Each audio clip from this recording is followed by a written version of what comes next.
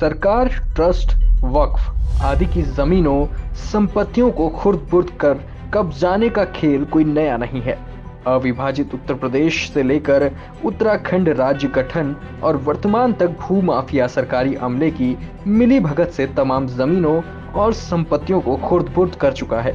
हाल के समय में उत्तराखंड सरकार ने अवैध रूप से कब्जाई गई सरकारी जमीनों और संपत्तियों से कब्जा छुड़ाने का अभियान शुरू किया है। ऐसे में हल्द्वानी में गांधी आश्रम को दान में मिली 138 बीघा जमीन खुर्द-बुर्द कर कब्जाने का मामला प्रासंगिक हो उठा है।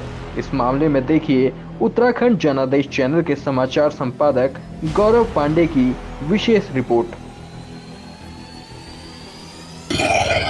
उत्तराखंड जनादेश की टीम इस वक्त ग्राउंड जीरो पे मौजूद है।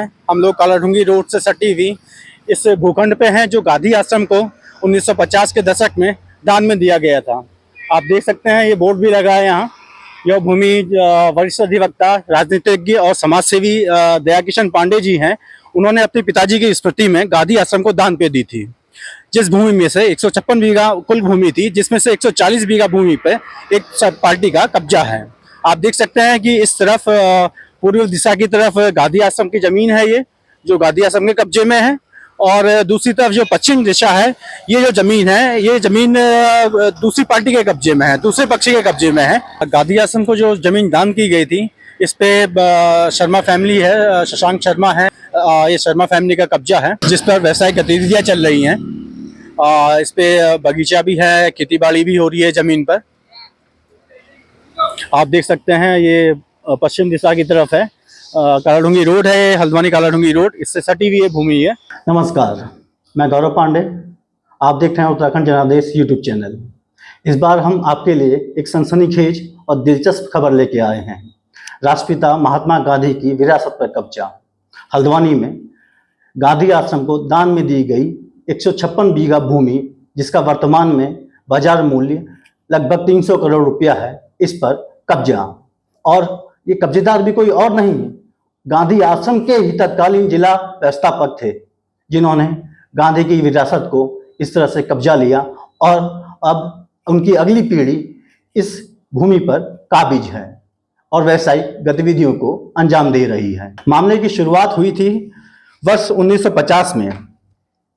तब अविभाजित उत्तर प्रदेश सरकार में मंत्री रहे विचित्र नारायण शर्मा ने हल्द्वानी नैनीताल निवासी अधिवक्ता व समाजसेवी दया किशन पांडे से गांधी आश्रम के नाम पर अपनी भूमि दान देने का आग्रह किया था। दया किशन पांडे इसके लिए शहर से राजी हो गए और उन्होंने अपनी 156 बीघा भूमि, जो हल्द्वानी कालाढूंगी रोड पे ग्राम रामली जसवा आन सिंह में मौजूद है, वह गांधी आश्रम के नाम पर उन्होंने दाननामा कर दिया। दाननामे के बाद जिला व्यवस्थापक संतराम शर्मा ने इस भूमि पर कोई विस्तार नहीं किया, गांधी आश्रम के उत्पादों का कोई विकास नहीं किया, विस्तार नहीं किया, कोई योजना नहीं चलाई, इसमें खेती बाड़ी करते रहे। तो उस समय ये बात है 1970 के दशक की। तो दान देने वाले दया किशन पांडे ने इस पर आपत्ति भी जताई कि आप इस पे गांधी आश्रम का विस्तार कीजिए, इसका विकास कीजिए, लेकिन उनकी कोई सुनवाई नहीं हुई।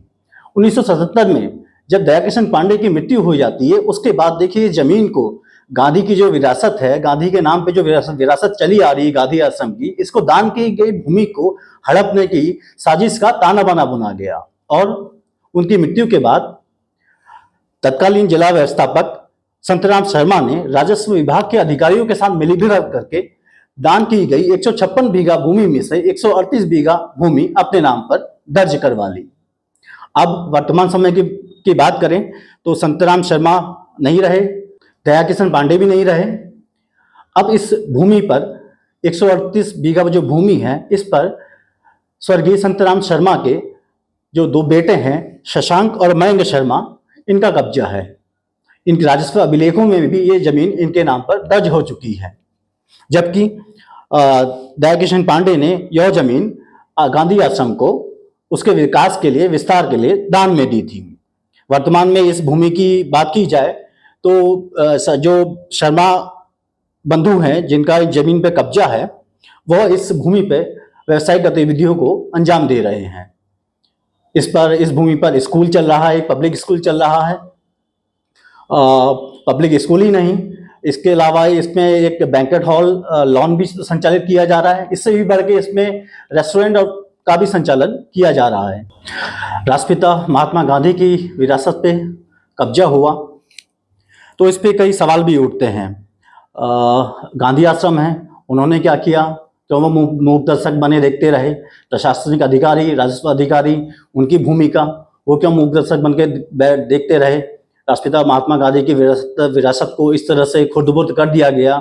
138 बीघा जमीन गांधी आश्रम की अपने नाम पे दर्ज करवा ली गई, उस पे कब्जा करके व्यावसायिक गतिविधियों का अंजाम दिया गया और ये दशकों से सिलसिला बस तो जारी रहा है। इसको लेकर के सवाल भी उठते हैं।